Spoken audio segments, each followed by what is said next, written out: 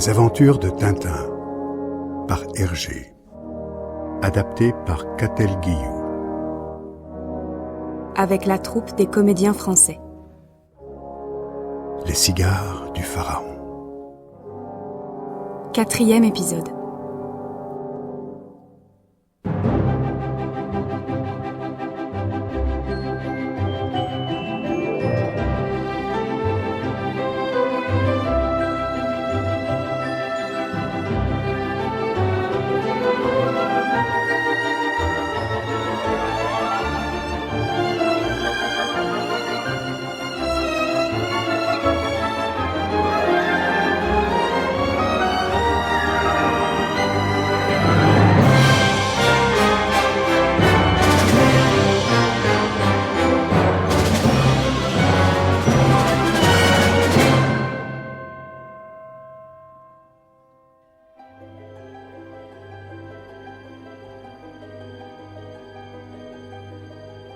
Alors que Tintin et Milou étaient partis pour une longue croisière en direction de Shanghai, ils se sont retrouvés embarqués dans une sombre histoire de fouilles archéologiques et de contrebande de drogue. Après une traversée houleuse du désert arabique, Tintin a été contraint de s'enrouler dans une garnison. Il venait de trouver des cigares marqués du signe du pharaon kiosque dans le bureau du colonel, lorsque découvert, il a été condamné à mort pour espionnage. Sauvé par les Dupont, Tintin a pu s'enfuir en avion. C'est en Inde qu'il a atterri. Là, dans la jungle, il a retrouvé le professeur Cyclone. Mais celui-ci semble avoir perdu la raison. Avec l'aide de ses nouveaux amis, les éléphants, Tintin tente de rejoindre un endroit où le faire soigner.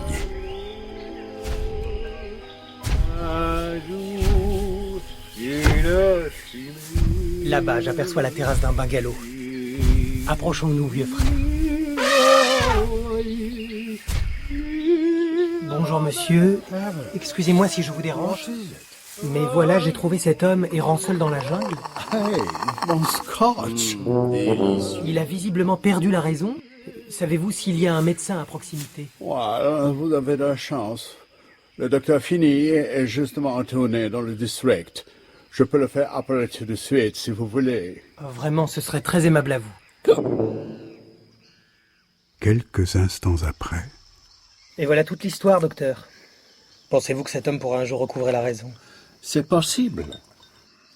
En tout cas, il faut qu'il soit conduit immédiatement dans un asile. Il y en a un à 30 milles d'ici. Son directeur est un de mes amis. Vous pourriez lui amener le malade demain, qu'en dites-vous? Si vous pensez que c'est ce qu'il y a de mieux à faire. En attendant, vous êtes mon invité, young man. J'ai justement organisé pour ce soir une petite réception.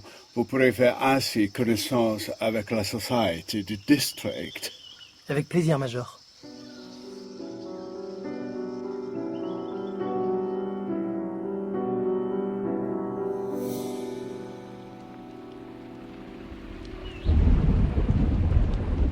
Je vous présente notre sympathique pasteur, Mr. Peacock. How do you do, sir? Et voici Mrs. and Mr. Snowball. Hello. Nice to meet you. Enchanté. Notre célèbre écrivain, Mr. Slotsky. Bonsoir. Ravi de faire votre connaissance. Vous comprenez, nous aimons nous retrouver de temps en temps entre nous pour jouer au bridge et porter un toast à notre cher roi George V. Ah, je vois. Mais dites-moi, Major, quelle est cette arme curieuse qui est accrochée au mur? Serait-ce un poignard hindou? Il s'agit d'un coutard à lame dite langue de bœuf. Je l'ai reçu d'un fakir qui m'a assuré que cette arme avait le pouvoir d'aller se planter d'elle-même devant toute personne menacée d'un grave danger. Attendez, je vais vous la faire voir de plus près. Je suis désolé, il m'a échappé. Comme c'est étrange qu'il se soit planté devant vous. J'espère que vous ne verrez pas là un sinistre présage. Mais pas du tout, Major, rassurez-vous. Ce n'est qu'une pure coïncidence, et puis... je ne suis pas impressionnable à ce point. Ne vous inquiétez pas, mes amis, ce n'est que le vent. Nous allons avoir une tornade ce soir. Qu'est-ce que c'est que ça? Cela venait de la chambre du professeur Cyclone. Vite!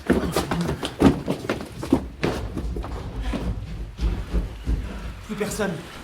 Il a dû sortir par la fenêtre. À moins qu'on l'ait enlevé. Mais c'est une femme.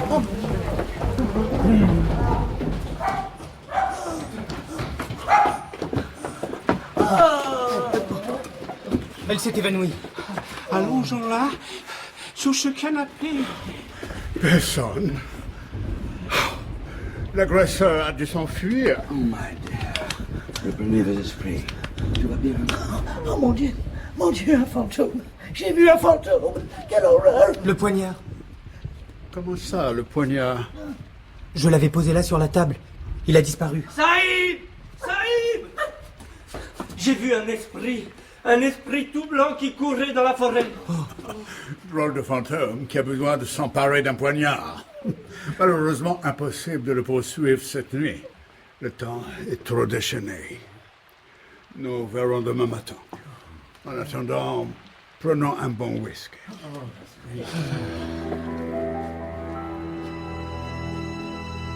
Le lendemain, Essaie de ne pas perdre sa trace, mon vieux Milou. Son chapeau... Nous sommes sur la bonne piste. Drôle de couvre-chef tout de même pour un explorateur. Je me demande comment il m'irait. Alors, Milou, comment tu me trouves? Attention, derrière toi. Sapristi! Tu vas mourir, démon! Oh, mais ma parole, il est fou! Faut que je parvienne à lui reprendre ce poignard sans quoi? Professeur, regardez là-bas. N'est-ce pas le dieu Osiris? Osiris? Où ça? Donnez-moi cette arme! Et voilà! Mon poignard. Pas question. À son âge, pleurer comme un bébé. Et maintenant, vous allez me dire pourquoi vous avez cherché à me tuer. Allons, répondez. Ce n'est pas moi. Ce sont les yeux. Les yeux? Quels yeux? Quels yeux? Oui, je me souviens. Non, mes yeux ne te verront plus. Oh non, voilà qu'il remet ça. Non, mes yeux ne te Ramsès verront- II, vous allez immédiatement retourner auprès de ses yeux. Allons, en route. Ah bah oui, d'accord. Viens, Milou, suivons-le à distance. Peut-être que nous aurons la clé du mystère.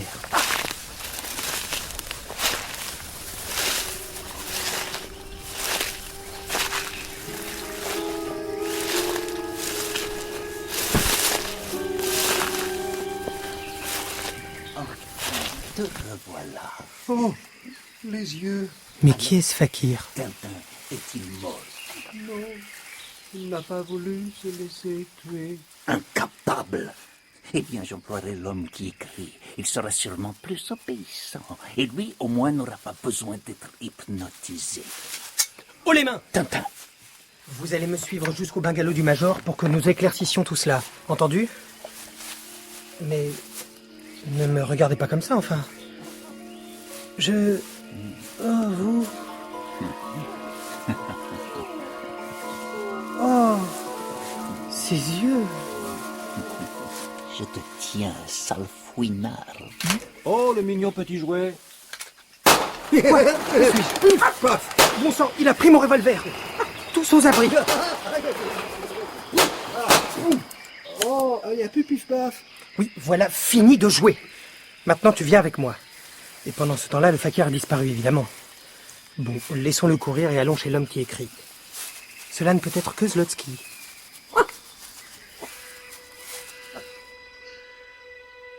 Quelques minutes plus tard, Je vais être franc avec vous. On en veut à ma vie. Alors vous allez me dire tout de suite ce que vous savez à ce sujet. Moi? Mais je ne comprends pas. Pas de mensonge. Parlez, et plus vite que ça. Sinon, pif-paf. Attendez, attendez, ne tirez pas. Je vais parler. D'accord. Bon, à vrai dire, je ne sais pas grand-chose. Il s'agit d'une bande internationale de trafiquants de drogue. Ce sont eux qui cherchent à vous supprimer. Et vous faites partie de cette bande? C'est-à-dire, en fait, il y a ici certains membres de cette organisation. Ils vous ont reconnu, alors ils ont télégraphié au chef. Et qui est ce chef? Attendez... Cet homme a été très surpris de vous savoir toujours en vie. Il a donné l'ordre de vous faire disparaître. C'est le fou qui devait vous abattre, et c'est dans ce but qu'il a été hypnotisé. Bon, mais alors quel est le nom de ce chef? Je ne peux pas vous le dire. C'est impossible. Il punit de manière terrible tous ceux qui le trahissent. Mais je dois savoir. Il s'appelle... Ah! Quelqu'un était derrière les persiennes. Vite, rattrapons-le. Je suis déjà puni. C'est la vengeance de la bande.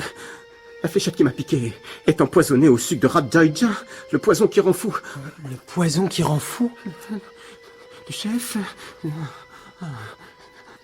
Son nom... Dites-le-moi, vite.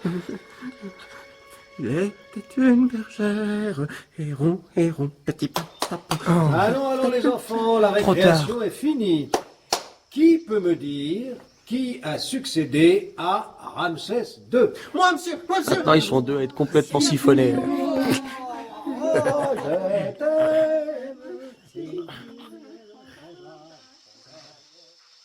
Eh bien, docteur, nous voilà maintenant avec 2 fous sur les bras.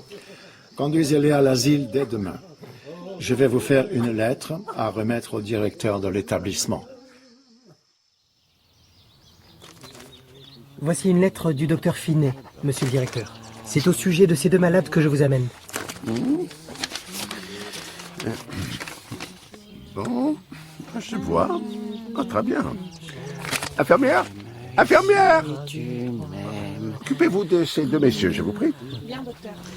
Voulez-vous bien m'accompagner pour les formalités d'usage? Bien sûr, je vous suis.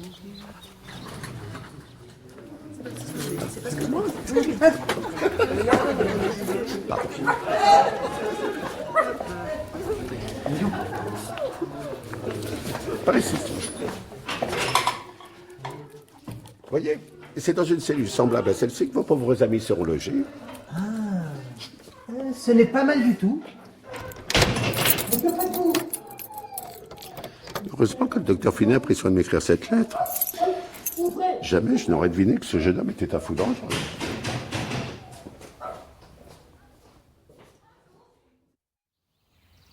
Ne vous inquiétez pas, messieurs.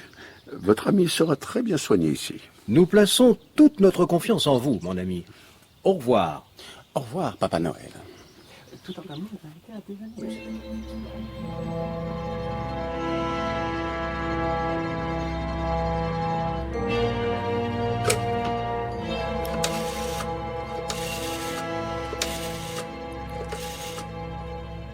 Allô? Oui, chef. J'ai remplacé la lettre du docteur par une autre en imitant son écriture.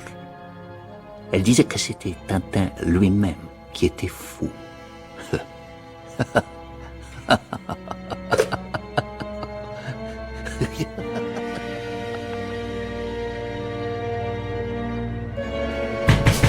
Ouvrez-moi! Monsieur le directeur! Si vous ne vous tenez pas tranquille, on va vous passer la camisole de force. C'est compris? Mais monsieur, si c'est une plaisanterie, elle doit cesser tout de suite. Ce n'est pas moi qui suis fou, mais les 2 hommes que j'ai amenés ici. Eh oui, bien sûr. Et moi, je suis champion de cricket. Fou. Ils me prennent pour un fou. C'est inimaginable. Je l'ai jamais vu aussi énervé. C'est l'heure de la soupe. La soupe? Puis quoi encore? Voilà ce que j'en fais, moi, de votre soupe. Et nous, c'est le moment. Non.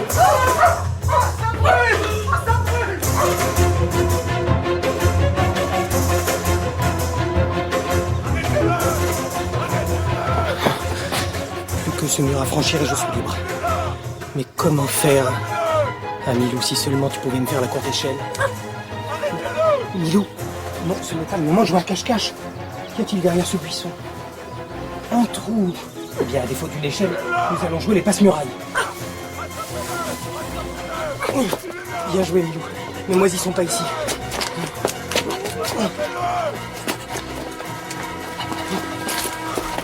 Un train. Soit je saute dedans, soit je suis repris. Il n'y a pas à hésiter. Bah, et moi alors?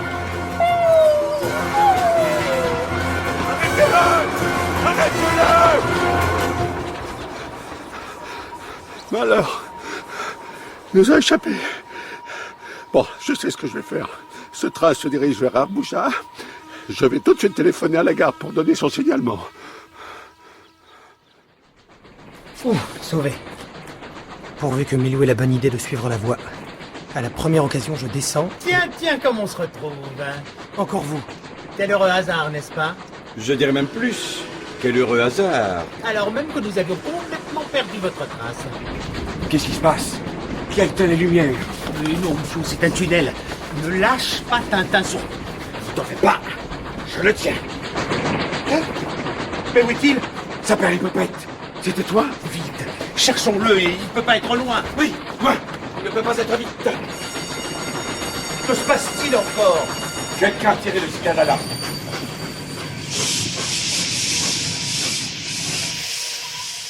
Madame, excusez-moi, auriez-vous par hasard aperçu un jeune homme, pas très grand, avec une houppette? Ah oui, c'était un tout jeune homme. Il m'a demandé de le cacher, mais j'ai tiré sur la sonnette. Seulement, il a profité de l'arrêt pour filer. Je l'ai vu partir par là. Bien, allons-y. Il ne peut pas avoir pris une grande avance sur nous. Oui, nous l'aurons vite rejoint. Et voilà, le tour est joué.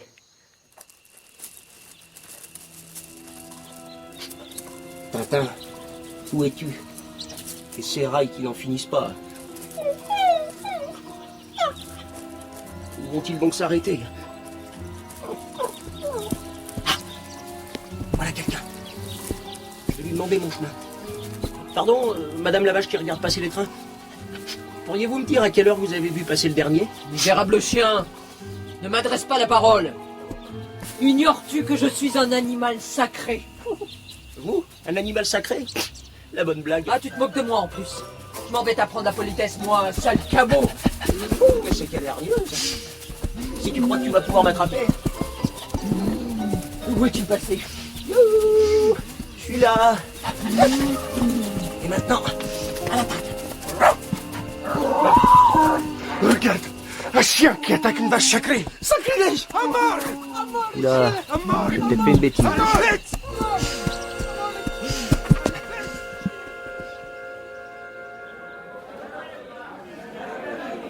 Bon, comment vais-je pouvoir sortir de cette gare, moi, maintenant? Orange, papaye, les fruits. Je vais tout de même pas rester là à attendre Milou. Un fruit, Saïd? Ah, oui, tiens, bonne idée.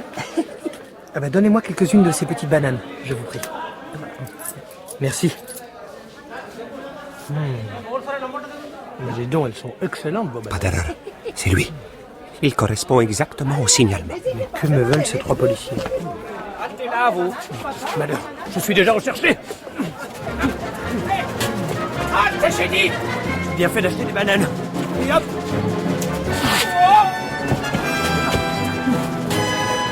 Et hop. Et de deux.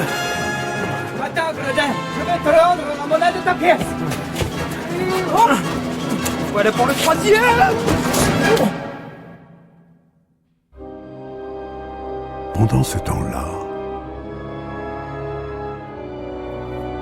et pour réparer l'offense faite à notre vénérée vache, nous allons immoler ce chien sacrilège sur l'autel de Shiva.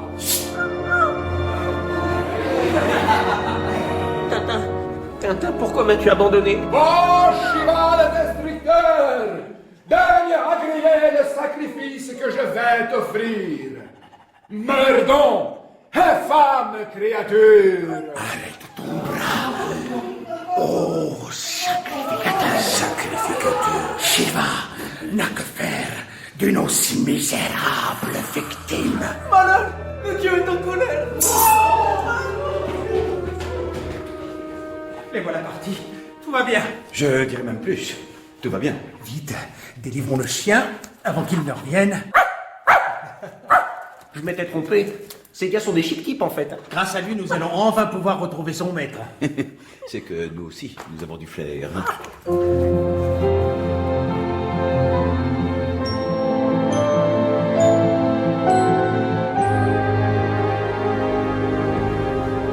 Et maintenant, lieutenant, qu'est-ce qu'on en fait? On le ramène à l'asile. Le directeur sera sûrement ravi de récupérer ce pensionnaire récalcitrant.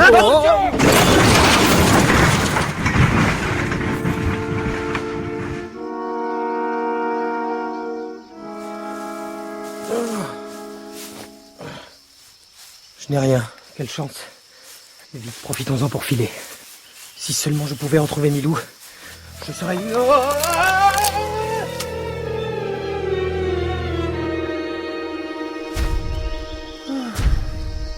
C'est un mauvais jour aujourd'hui. Je n'ai fait aucune prise.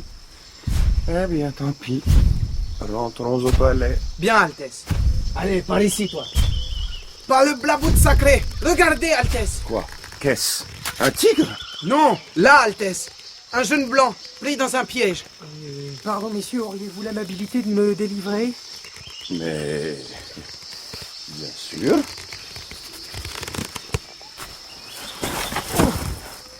Vous avez de la chance que nous soyons passés par ici. Comment vous remercier? À qui ai-je l'honneur, monsieur? Monsieur?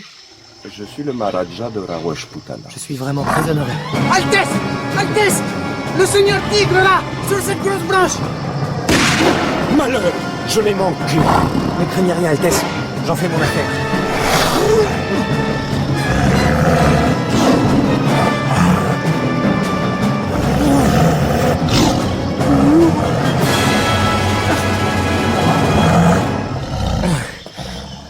Et voilà.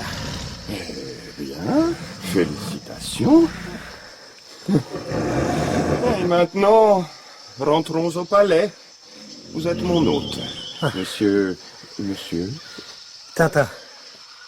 Reporter.